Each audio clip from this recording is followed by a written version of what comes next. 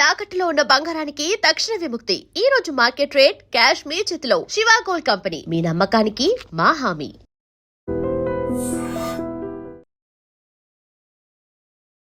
Hi, నమస్తే, welcome to ఎడ్రీ media. నేను మీ రొద్దం శ్రీనివాస్. రాజకీయాల్లో మారుతున్న భాష, జంతర్ మంతర్ నిరసనలు, జంతర్ మంతర్ నిరసనల్లో ఆవేశంగా ఊగిపోతూ యువత వాడిన ప్రధానిని ఉద్దేశించి మాట్లాడిన బూతులు, ఇవి ఇటీవల కాలంలో తీవ్ర చర్చనీయాంశం అయ్యాయి. రాజకీయాల్లో రాజకీయ పార్టీల సోషల్ మీడియా వాళ్ళ ఖాతాల్లో, తర్వాత ఫేస్బుక్లో, ఇన్స్టాగ్రాముల్లో, అసెంబ్లీలో, పార్లమెంట్లో, రాజకీయ నేతల బహిరంగ సభల్లో వాడుతున్న భాష కంటే భిన్నమైన భాష జంతర్ మంతర్ దగ్గర వాడారా? అసలు రాజకీయాల్లో, ప్రజాస్వామ్యంలో ఇలాంటి బూతులు మాట్లాడడం ప్రారంభించింది ఎవరు? ఎక్కడ? దీనికి అడ్డుకట్ట వేయాల్సింది ఎవరు?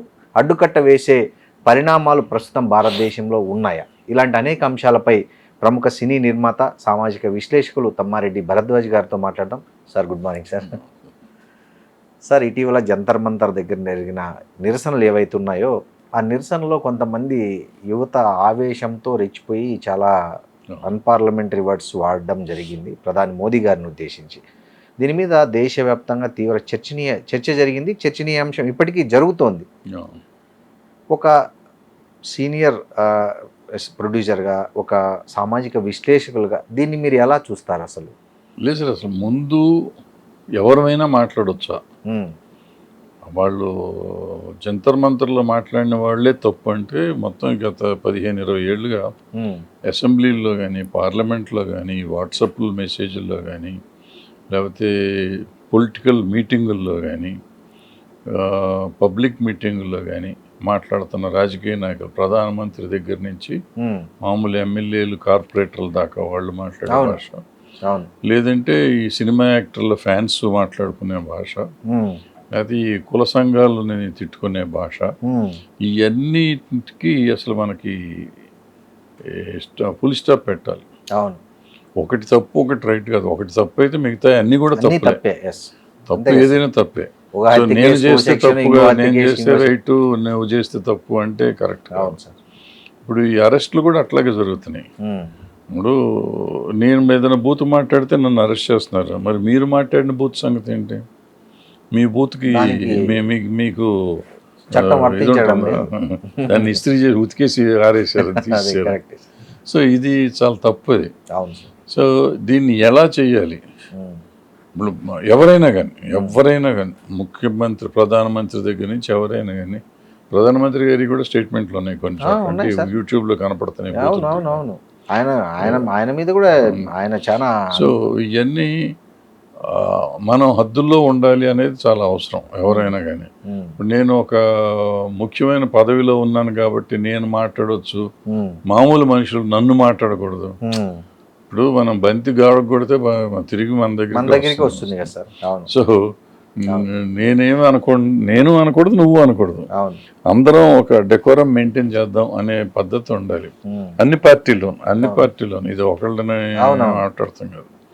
సో అందరూ ఈ పర్టికులర్గా ఈ ఎలక్ట్రానిక్ మీడియా, ఇది సోషల్ మీడియా వచ్చిన తర్వాత బూతులు అనేవి బాగా పెరిగిపోయినాయి.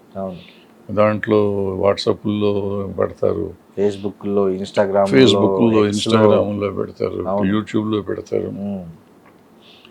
ఈ మధ్యకాలంలో బీపులు వేస్తున్నారు. ఆ మధ్య బీపులు కూడా వేసేవారు కాదు యూట్యూబ్లో, అట్లాగే పెట్టేసేవారు. సో ఇవన్నీ ఆగాలి. ఎందుకు మనం సంస్కారహీనంగా ఉంటున్నాము? మన సంస్కారం ఎక్కడికి పోతుంది? ఈ చదువుకున్న వాళ్ళు అందులో వాట్సాప్లో పెడుతున్నారంటే ఎంతో కొంత చదువుకున్న వాళ్ళే, అంతే కదా సార్. వాళ్ళు దాంట్లో పెడుతున్నాళ్ళు. వాళ్ళు అంత బూతులు ఎలా మాట్లాడుతున్నారు? ఎక్కడ మనం వినని బూతులని పెడతారు దాంట్లో. వాళ్ళే కొన్ని ఖాయం చేస్తున్నారు కొత్త బూతులు. అట్లాగే దీంట్లో కూడా ఫేస్బుక్లో పెడతారు, యూట్యూబ్లో రీల్స్ చేస్తున్నారు బూతులతో. సో క్షమించకూడదు నా ఉద్దేశంలో ఎవరైనా కానీ. ఇప్పుడు పిల్లలు దీంట్లో మన జంతర్ మంతర్ దాంట్లోకి వచ్చేటప్పటికి ఏంటంటే, చిన్నపిల్లలు అంటే ఆడపిల్ల అని అనకూడదు కానీ ఎవరైనా కానీ పిల్లలు, ఆ వయసు పిల్లలు అలాంటి బూతులు మాట్లాడటం అనేది హర్షించదగ్గ విషయం కాదు. 100% మనం ఖండించాలి దాన్ని. అందుకని 15 ఏళ్ళ పిల్లలు మాట్లాడారంటే 75 ఏళ్ళ నేను లేకపోతే 80 ఏళ్ళు నేను మాట్లాడొచ్చా? నేను మాట్లాడకూడదు, వాళ్ళు మాట్లాడకూడదు. అంతే కదా సార్. నాకు సంస్కారం కావాలి, వాళ్ళకే సంస్కారం కావాలి. అందులో పర్టికులర్గా ఒక మనిషిని ఉద్దేశించి ఎవరినైనా కానీ ఉద్దేశించి మాట్లాడటం అనేది ఇంకా తప్పు. సో బూత్ మాట్లాడటం తప్పు, ఒక పలానా మనిషిని స్పెసిఫిక్గా మనిషిని ఉద్దేశించి మాట్లాడటం రెండో తప్పు. ఈ తప్పులు ఎవరో చేయకూడదు. అది పార్లమెంట్లో చేస్తున్నారా, అసెంబ్లీలో చేస్తున్నారా, పబ్లిక్ మీటింగ్లో చేస్తున్నారా, లేకపోతే జంతర్ మంతర్లో చేస్తున్నారా, ఎక్కడ చేసినా తప్పు. వేదిక ఏదైనా తప్పే. సార్, ప్రజాస్వామ్యంలో నిరసన తెలిపే హక్కు, విమర్శించే హక్కు ప్రతి ఒక్కరికి ఉంటుంది. కానీ ఆ విమర్శించే భాష, ఆ నిరసన తెలిపినప్పుడు వాడుతున్న భాష ఇంతగా దిగజారిపోవడానికి ప్రధాన కారణం ఏమై ఉంటుంది అంటున్నారు? అంటే కారణం ఏంటంటే సార్, ఇప్పుడు మన దగ్గర భాష దిగజారిపోతాను. ప్రాబ్లము మనసులో ఉన్న ఒక స్టాండర్డ్స్ దిగజారిపోతున్నాయి. ఓకే. మనకి అది ఒక రకంగా చెప్పాలంటే ఇది మామూలు రోజు వాడుక భాషలాగా తయారైన బూతులని. సో ఈ మధ్యలో ఈ గత 10-15 ఏళ్ళుగా అసలు బూతులు లేకుండా మాట రాని పరిస్థితి తయారైపోయింది మనుషుల్లో. సో అది కొలక్యువల్ లాంగ్వేజ్ అనుకోవాలా, లేకపోతే కావాలని బూతులు తిడుతున్నారు అనుకోవాలా, ఏదైనా దిగజారుడు తనం మాత్రం పెరిగిపోయింది.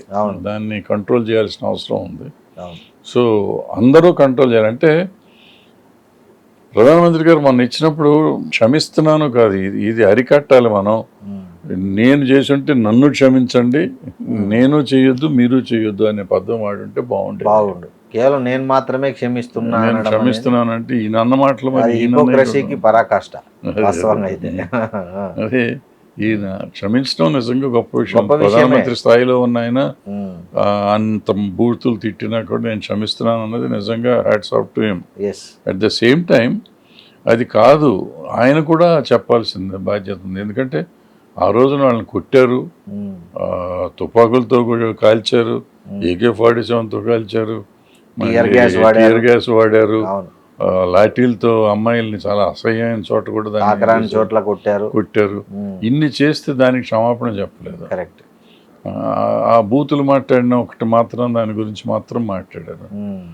ఇది చాలా బాధాకరమైన విషయం. బట్ ఏదైనా కానీ చేసింది ఒక మంచి పని ఉన్నా మిగిలినవి కూడా చేసి ఉంటే బాగుండేది, ఆయన హుందాతనం పెరిగి ఉండేది. సార్, నాయకులు ఎలా మాట్లాడితే సమాజం అలా మాట్లాడుతుంది. ఇది ఎందుకంటే తరతరాలకు వస్తున్నది. చెప్తారు కదా సామెత, గాంధీ గారిని ఎవరో మా పిల్లాడు ఎక్కువ బెల్లం తింటున్నాడు చెప్పు అంటే కొద్ది రోజులు టైం కావాలన్నాడు అంటారు. అది ఎందుకంటే నేను తింటాను, నేను మానేసి కదా అతనికి చెప్పాల్సింది అని. సో అలా నాయకులు ఎలా మాట్లాడితే సమాజం అలా మాట్లాడుతుంది కదా సార్. మరి పెద్దల సభల్లో అంటే ఇప్పుడు అసెంబ్లీలో పక్కన పెట్టండి, పార్లమెంట్లో, రాజ్యసభలో కూడా బూతులు మాట్లాడుతున్నారు. పార్లమెంట్ బయట, పార్లమెంట్ లోపల బూతులు మాట్లాడుతున్నారు. సో మేము మాత్రం మాట్లాడతాము అని యువత మాత్రం మీరు మాట్లాడకూడదు అనేది ఎంతవరకు సబబు అంటారు? తప్పది. ఎవరు మాట్లాడకూడదు, నేను మాట్లాడినా మీరు మాట్లాడొద్దు అనే లెవెల్లో ఉండాలి తప్ప నేను మాట్లాడతాను, నా వాళ్ళు మాట్లాడతారు, మీ వాళ్ళు మాట్లాడకూడదు మళ్ళీ దాంట్లో కూడా రూల్స్ ఇద్దరికీ ఉండాలి కదా. అవును సార్.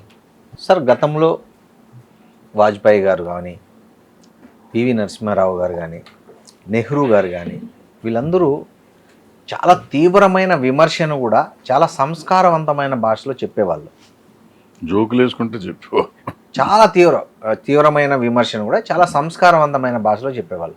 బట్ ఇప్పుడు కంప్లీట్ ఆపోజిట్ అయిపోయింది. అంటే వ్యక్తిగత విమర్శలు, తల్లిని, చెల్లిని, పెళ్ళామును, ఆడోళ్ళను, కులాన్ని, మతాన్ని, వర్గాన్ని, ప్రాంతాన్ని ఇన్నిటిని లాగి నోటికొచ్చిన కూతులు. అంటే ఒక రకంగా చెప్పాలంటే దీనికోసం ప్రత్యేకంగా కొన్ని టీంలే పెట్టుకున్నారు. అంటే ఈ బూతులు జాడి చేయడానికి కొన్ని టీములు పనిచేస్తున్న దౌర్భాగ్యము ఇప్పుడు.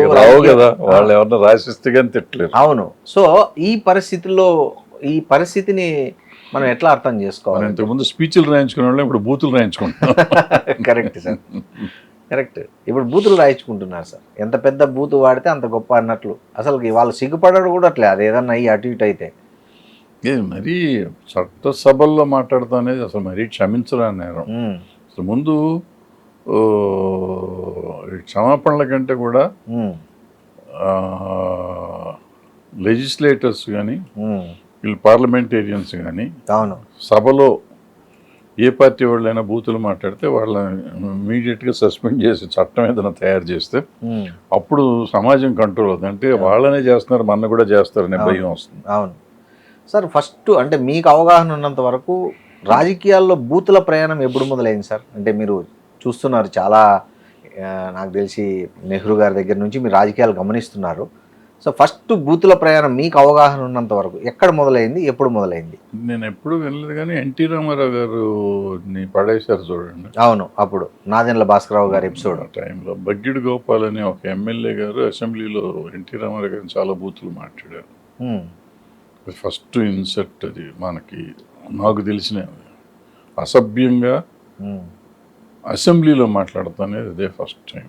ఓకే, అది రికార్డ్ అవ్వలేదు, బట్ అది ఆ రోజు పేపర్లో వాటిల్లో వచ్చినాయి అన్నిట్లో. చాలా అసభ్యంగా మాట్లాడారు. అంటే మనిషి అనేవాడు ఆ రోజుల్లో అసలు వినలేని అన్నమాట, ఈ రోజుకే వినలేని. అంటే విన్న వాళ్ళ కళ్ళెమ్మటి నీళ్ళు వచ్చే లెవెల్లో చేశారు అన్నమాట. అంత అసభ్యంగా మాట్లాడాను. ఓకే. సో ఆ తర్వాత మెల్లిమెల్లిగా ఇక అలవాటు అయిపోయింది చాలామందికి. చాలామంది మాట్లాడటం మొదలెట్టేశారు. ఓకే, తర్వాత పై స్థాయి వరకు వెళ్ళింది. తర్వాత ఈ మధ్యకాలంలో లాస్ట్ 10 years నుంచి 10-15 years నుంచి ఈ పార్టీలు వచ్చినాక ఆంధ్ర రాష్ట్రంలో ఏ పార్టీ అని కూడా సంబంధం లేకుండా ఇద్దరు అసెంబ్లీలో మాట్లాడే మాటలు చాలా అసహ్యంగా ఉన్నాయి. లెజిస్లేటర్లు, మంత్రులు కూడా. అవును, మంత్రులు కూడా. అవును, క్షమించకూడదు అది. Correct sir. 2 పార్టీలు 10 ఏళ్లలో 2 పార్టీలు చేసినప్పుడు మూడోసారి 2వ టర్మ్ ఒక పార్టీ చేస్తుంది. ఈ పార్టీలు వాళ్ళందరూ ఎమ్మెల్యేలు, మంత్రులతో సహా వీళ్ళు మాట్లాడుతున్న భాష కరెక్ట్ కాదు. అరెస్ట్ చేయటమే మొదలు పెడితే ఆ రోజు ఈ 12 ఏళ్లలో మాట్లాడిన ప్రతి మంత్రిని అరెస్ట్ చేయొచ్చు జంజీతో పాటు. ఇంకోటి సార్, జంతర్ మంతర్ దగ్గర నిరసనల్లో ఆ జంజీ అంటే యువతరం అంతగా బూతులు మాట్లాడడానికి ఈ మధ్య కాలంలో బాగా పెరిగిపోయిన ట్రోలింగ్, సోషల్ మీడియా ట్రోలింగ్ సంస్కృతి కూడా ఒక కారణం అని అనుకోవచ్చా? డెఫినెట్గా ట్రోలింగ్లోనే బూతులు తెలుస్తున్నాయి కదా. ఇప్పుడు ఆ పాప చెప్తాను కదా, వాళ్ళు ఏదో నన్ను బట్టకాయిస్తేనే మాట్లాడాను అంటే వాళ్ళు ఇదను అదని అంటే చిన్నపిల్ల కదా అనేస్తూ ఉంటారు అని ఉండొచ్చు కూడా. నిజం అయి ఉండొచ్చు, అబద్ధం అయి ఉండొచ్చు, అది వేరే సంగతి. సార్, జంజీ కావచ్చు, ఈ రాజకీయ నాయకులు కావచ్చు, ఇప్పుడు వాడుతున్న ఈ వల్గర్ లాంగ్వేజ్, అన్పార్లమెంటరీ లాంగ్వేజ్ని రాజకీయ కోపంగా సరిపెట్టుకోవాలా, లేకపోతే పూర్తిగా దిగజారిపోతున్న విలువల పతనంగా భావించాలా? దిగజారిపోతున్న విలువలే. ఓకే, 100% దిగజారిపోతున్న విలువలే. అంటే మనిషికి మనం ఆంధ్ర రాష్ట్రం పర్టికులర్గా ఆత్మగౌరవంతో పుట్టింది. ఎన్టీ రామారావు గారు తెలుగువాడి ఆత్మగౌరవం తీసుకొచ్చాడు. తెలుగు వాళ్ళ ఆత్మగౌరవం వీళ్ళు ఈ బూతులు మాట్లాడి సగం పోగొడుతున్నారు. సో వీళ్ళతో పాటు భారతదేశం అందరూ చేస్తున్నారు, అందరూ ఆత్మగౌరవం పోగొడుతున్నారు. ఇండియన్ అంటేనే బూతులు మాట్లాడతాడు అనే లెవెల్కి తీసుకెళ్ళిపోతున్నారు. ఏమన్నంటే ఇంగ్లీష్లో మాట్లాడతలేదా, ఇంగ్లీష్లో మాట్లాడితే రైటు, మన భాషలో మాతృభాషలో మాట్లాడితే తప్ప అంటారు కొంతమంది. ఏ భాషలో మాట్లాడినా తప్పే, ఎందుకు అనాలి? వాడు ఏదో అంటాడు, వాడికి తెలుసో తెలియక వాళ్ళు అన్నారు. వాళ్ళకు ఒక మనం ఇప్పుడు ఏం చెప్తున్నాం, మనకు సంస్కారం ఉంది, సంస్కృతి ఉంది అని చెప్తున్నాం. ప్రపంచంలోనే సనాతన ధర్మం అని కూడా చెప్తున్నాం రోజు. మొదట సంస్కృతి పుట్టింది భారతదేశంలో అని మనం చెప్తున్నాం. మరి సంస్కారవంతులమైన సంస్కృతి కలవాళ్ళ మనం సంస్కారహీనంగా మాట్లాడతాం అనేది ఎంతవరకు కరెక్ట్? ఎవరైనా కానీ మొదటి ప్రపంచంలోనే సంస్కారం, సంస్కృతి పుట్టిన దేశంలో మనం ఉండి దాన్ని మనం క్లెయిమ్ చేసుకుంటూ ఏదో అది అనామకుల్లాగా, ప్రిమిటివ్ పీపుల్ లాగా బూతులు మాట్లాడతాం అనేది ఎంతవరకు కరెక్ట్? అది సిస్టమ్. అంటే మనమే డబుల్ స్టాండర్డ్స్తో బతుకుతున్నాం. కరెక్ట్. ఒక రకంగా మనం చాలా గొప్పవాళ్ళం అని చెప్తున్నాం, ఒక రకంగా మనం చాలా దిగజారిపోయిన వాళ్ళం అని మాటల్లో చెప్పచ్చు. అంతే కదా సార్, చేతల్లో చాలా దిగజారిపోయిన, చాలా చేతల్లో అయితే దిగజారిపోయి ఉంటాం. మాటల్లో మాత్రం మేము 10,000 సంవత్సరాలు 1,00,000 సంవత్సరాల కిందే మాకు సంస్కృతి ఉందని చెప్పే లెవెల్లో మనం. అవును సార్. రాజకీయ పార్టీలు యూత్ను ముఖ్యంగా జంజీ కొంచెం అలాంటి తరహా వాళ్ళను తమ సోషల్ మీడియా వింగుల్లో రిక్రూట్ చేసుకొని వాళ్ళ ద్వారా తమ రాజకీయ ప్రత్యర్థుల మీద బూతులు దాడి చేయిస్తున్నారు. ఇది ఈ పార్టీ ఆ పార్టీ అని లేదు, అన్ని పార్టీలు చేయిస్తున్నాయి. సో ఒక పక్క ఇట్లా బూతుల దాడి చేయిస్తూ మళ్ళీ మరోవైపు తమ వరకు వస్తే మాత్రం విక్టిమ్ కార్డు చూపించడం అనేది ఎలా అర్థం చేసుకోవాలి అసలు? అర్థం చేసుకోవటం ఏం లేదు. ఇప్పుడు అదే రాజకీయం అయిపోయింది. దీన్ని ఎందుకు ఎలా ఏంటి అని ఆలోచించేది లేదు మనం. ప్రతి వాళ్ళు మనం విక్టిమ్ సింపతి కావాలి, మళ్ళీ బూతులు తిట్టాలి. అంటే సినిమా హీరో అనేసరికి హీరో చొక్కా చించుకుని వచ్చి ఫైటింగ్ చేయాలి కదా, 6 ప్యాక్ చూపించాలి. 6 ప్యాక్ చూపించినట్టు రాజకీయ నాయకులు చూపించలేరు కదా, బూతులతో చూపించాలి. వాళ్ళు ఎంత చేస్తే అంత మాసీగా ఉంటాం. మాస్ డైలాగులు అంటాం కదా, ఈ బూతులన్నీ మాస్ డైలాగుల కింద ఫీలింగ్ వచ్చినాయి. సో సినిమాల్లో మాట్లాడినట్టు ఇక్కడ కూడా మాట్లాడుతున్నారు. సినిమాల్లో పాపం సెన్సార్ వాళ్ళు అప్పటికి కట్ చేస్తూ ఉంటారు.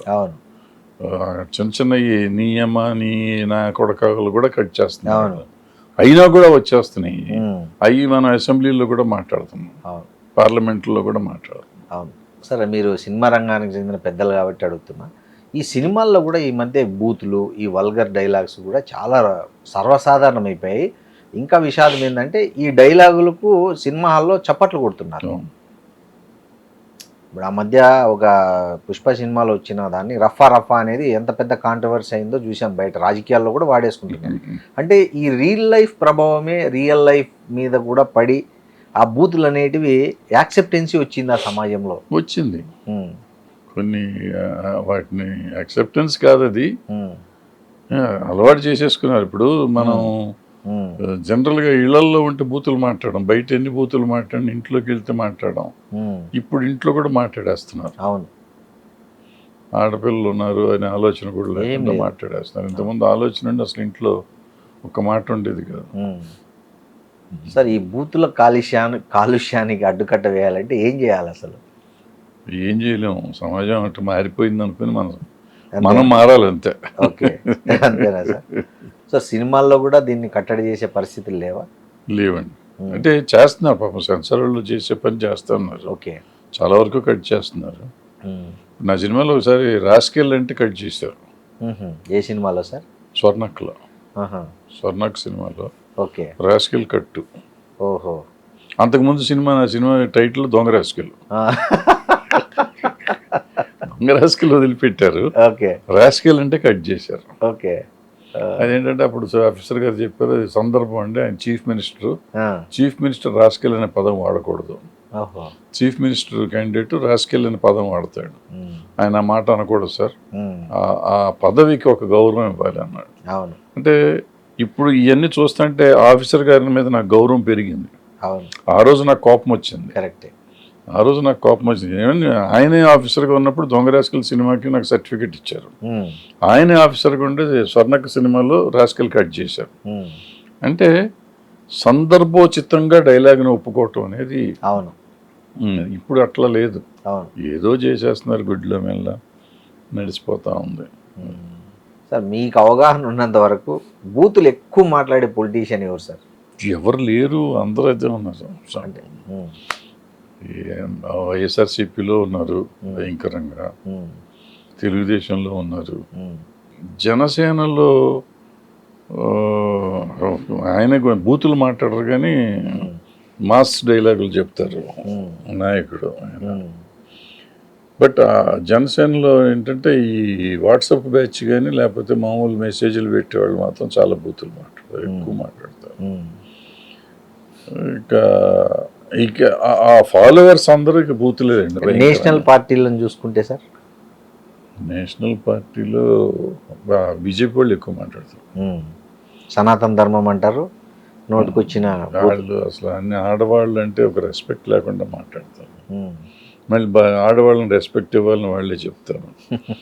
సో బేటీ పడావో అంటారు, బేటీ పడావో బేటీ బచావో అంటారు. అవన్నీ అంటే సంస్కరణ చేయటం తప్పు లేదు, కానీ సంస్కరణిస్తూనే పక్కన దాన్ని ఇంకా న్యూనతాభావం ఇంకా పోకుండా ఉండటం అనేది కరెక్ట్ కాదు.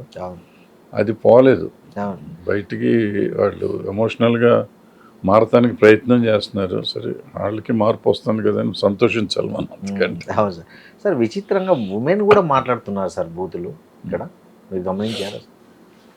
ఉమెన్ కూడా అంటే ఉమెన్ మాట్లాడకూడదు ఏంటి మీరు? వాళ్ళు మనుషులు కాదు అంటే పురుషులైనా స్త్రీలైనా ఒకటే అట్లా కాదు సార్. అంటే వాళ్ళు కొంచెం సంస్కారము సభ్యత పాటిస్తారు కదా, అంటే ఆ డెకోరం అనేది అక్కడ ఈ రాజకీయాల్లో ఉన్న ఉమెన్ కూడా దీన్ని ఒక అంటే అవలీలగా మాట్లాడేస్తుంది మైక్ ముందు, జనం ముందు, వేదికల మీద, ఎక్కడ పడితే అక్కడ. సార్ ఇది ఏంటి, ఇది ఈ కల్చర్ను మనం మారుతున్నాం కదా, మారుతున్న సమాజంతో పాటు మనం మారుతున్నాం సార్. ఏముంది ఇప్పుడు సార్, మనకి ఫ్యాషను, నేను రిలేషన్షిప్లో ఉన్నాను అంటే ఏంటి, నేను ఒక అబ్బాయితోనో ఎవరితోనో రిలేషన్షిప్లో, అమ్మాయి కానీ అబ్బాయి కానీ పెడుతున్నారు. ఓ రోజు నేను విడిపోయాను, బ్రేకప్ అని మళ్ళీ పెడతారు, మళ్ళీ అగైన్ స్టార్టెడ్ రిలేషన్షిప్ అంటారు. అంటే ఈ రోజుకి ఒక అఫైర్ పెట్టుకుంటున్నట్టే కదా. సో ఇవన్నీ అట్లా ఒక పక్కన కోలివింగ్స్ వస్తున్నాయి, పక్కన వన్ నైట్ స్టాండ్ వస్తుంది. వన్ నైట్ స్టాండ్ కూడా ఉంది సార్. వన్ నైట్ స్టాండ్ ఒకటి ఉంది హైదరాబాద్ ఒక సినిమా వచ్చింది కానీ అది మొగుళ్ళు పెళ్ళాలని మార్చుకోవటం ఉంది, వైఫ్ స్వాపింగ్ ఉంది. తర్వాత అదేదో ఒక యాప్ ఉంటుంది, యాప్లో నొక్కితే మనకు తెలియని మనుషుల దగ్గరికి వెళ్ళిపోతాం ఉంటుంది, అదేదో ఉంది. సో ఇవన్నీ వచ్చేసినాకంటే ఇంత ఓపెన్గా జరుగుతూ ఉంటే మనం మళ్ళీ ప్రాస్టిట్యూషన్ తప్పు అంటున్నాము. మరి ఇదేంటిది? మనం ఒకప్పుడు మనకు శీలం అనేది చాలా ఇంపార్టెంట్ విషయం. శీలాన్ని మనం గౌరవించేవాళ్ళం, శీలం అనేది పవిత్రంగా చూసుకునేవాళ్ళం. ఆ పవిత్రత ఇప్పుడు ఉందా? ఇవన్నీ చేస్తే పవిత్రంగా ఉన్నట్టేనా? అంటే నాకు ఇష్టమై నేను చేస్తే పవిత్రంగా ఉన్నట్ట, అసలు దాన్ని పవిత్రంగా ఉంచితే పవిత్రంగా ఉన్నట్ట? ఇది ఒక చాలా సీరియస్ ఇష్యూ. చాలా డిబేటబుల్ సార్. పవిత్రంగా ఉంటామా, నాకు ఇష్టమై ఉంటామా? అంటే మనకి ఈక్వల్ రైట్స్ కావాలి కాబట్టి ఉండదు. మగవాడు 10 మంది ఆడవాళ్ళతో ఉండొచ్చు, స్త్రీ 10 మందితో ఎందుకు ఉండకూడదు అనేది డిబేటబుల్. నువ్వు చేసేది తప్పు కానప్పుడు నేను చేసేది తప్పు కాదు, కరెక్ట్, దాన్ని నేను సపోర్ట్ చేస్తాను. అసలు పురుషుడైనా స్త్రీ అయినా ఇట్లా 10 మందితో ఉండొచ్చా? రోజు పొద్దున ఒకడిని, మధ్యాహ్నం ఒకడిని, మగవాళ్ళని కానీ మగవాళ్ళు ఆడపిల్లల్ని కానీ మార్చుకోవచ్చా? పూటకు ఒక మనిషితో ఉండొచ్చా మనం ఎవరైనా కానీ? ఇది దాని శీలానికి దానికి ఇంపాక్ట్ ఉందా లేదా? సో ఇప్పుడు శీలం అనేది ఇంపార్టెంటా కాదా? శీలం అనేది ఇంపార్టెంట్ కాబట్టి ఈ బూతులన్నీ అప్పుడు శీలం ఇంపార్టెంట్ కాబట్టి ఆ పదం అంటేనే చాలా తప్పుగా భావించారు. ఇప్పుడు ఎప్పుడైతే ఈ శీలానికే వాల్యూ పోయిందో దీనికి కూడా ఆటోమేటిక్గా వాల్యూ పోతుంది, బూతులకు కూడా వాల్యూ పోతుంది. అదేదో ఒక పాత సినిమాలో చెప్పారు కదా సార్, మన రామారావు గారి హీరోయిన్ను చీర మార్చుకురాపు అంటే అది తీసేసి డైలాగు, చీర మార్చుకురాపు అంటే చూసే ప్రేక్షకుడు లోపల చీర మార్చుకుంటే ఉత్సాహపడతాడనేసి అందంగా తయారై రాపు అని మళ్ళీ తిరిగి రాసి డైలాగు చెప్పించారని ఒకటి విన్నా. అది సో అప్పుడు అంత కేర్ తీసుకునేవాళ్ళు భాష పట్ల, పదాల పట్ల. అట్లా ఇప్పుడు అది కంప్లీట్గా పోయింది, డిగ్రేడ్ అయిపోయింది బాగా. సార్ ఇది ఫైనల్గా ఇది ఎక్కడికి దారి తీస్తుంది సార్ సొసైటీలో? ఏం లేదు, మారుతున్న సమాజంతో మారుతుంది అనుకోవటమే. మనం ఇది భాగం అయిపోతుంది, మనం ఏదో రాతియుగానికి వెళ్తున్నాం అంతే. మళ్ళీ రాతియుగం నుంచి మళ్ళీ కొత్త మోడర్న్ యుగానికి వస్తాం, వచ్చేటప్పుడు మళ్ళీ మారుతుంది అంతే. రాతియుగంలో ఇట్టాగే మాట్లాడుకునేవారు అనుకునేవారు, ఇప్పుడు వాళ్ళు అట్టాగే అప్పుడు కూడా అంతే కదా సార్. ఏదో కొంచెం బట్టలు కూడా లేకుండా తిరిగాము, మళ్ళీ ఆకులు మూసుకున్నారు, తర్వాత తోళ్ళు, తర్వాత బట్టలు వచ్చాయి. సో మళ్ళీ బట్టలు లేకుండా వెళ్తారు. ఇప్పుడు ఆల్రెడీ మనం లాగులు వేసుకుని తిరగట్లేదా? అవును సార్. మా చిన్నప్పుడు లాగు వేస్తే పోట్లాడి ప్యాంట్ కోసం పోరాడేవాళ్ళం. ఇప్పుడు నాకు విచిత్రం, ఈ మధ్యకాలంలో మా కమ్యూనిటీలో ఈ పెద్దవాళ్ళంతా లాగులు వేసుకుని కనపడుతున్నారు. లాగులు వేసుకుని సడన్గా ఎప్పుడు వాళ్ళు ప్యాంట్ వేసుకుంటే వాళ్ళు చిన్నపిల్లలు అయిపోయినట్టు కనపడుతున్నారు. ప్యాంట్ వేసుకుంటే చిన్నపిల్లలు, లాగు వేసుకుంటే పెద్ద పిల్లలు. నేను మొన్న అంటున్నాను, నేను ప్యాంట్ వేసుకుంటే చాలా వయసు తగ్గిపోయింది, నువ్వు లాగు వేసుకుంటేనేమో చాలా పెద్దోళ్ళు లాగా ఉంటున్నావు. అంత మారిపోయిందండి. అంతకుముందు నిక్కర్ వేసినోడల్లా స్టూడెంట్, స్కూల్ స్టూడెంట్. కరెక్ట్. ఇప్పుడు నిక్కర్ వేసినోడల్లా senior citizen. Thank you sir. Right.